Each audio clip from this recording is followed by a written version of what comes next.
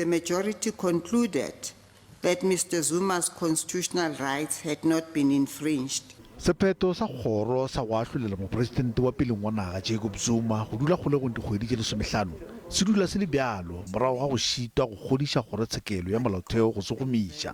Kgoro e re e kwele go lekane ke mathadinthakwe a Zuma ka ga šitilwe go fahlela ka mabaka gore ke eng a tšwetše pele go gana go tšwelela pele ga khomišene ya zondo le go se latele ditaelo tše dintšitšego ke kgorotsheko ya Molaotheo.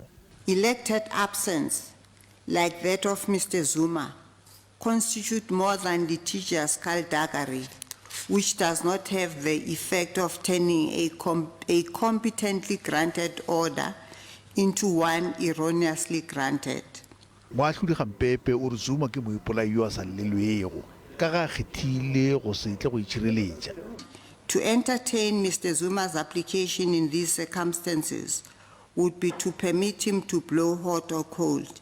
It would fly in the face of the interest of justice for a party to be allowed to willfully refuse to participate in litigation and then expect the opportunity to reopen the case when it suits them. It is simply not in the interest of justice to tolerate this manner of litigious vacillation.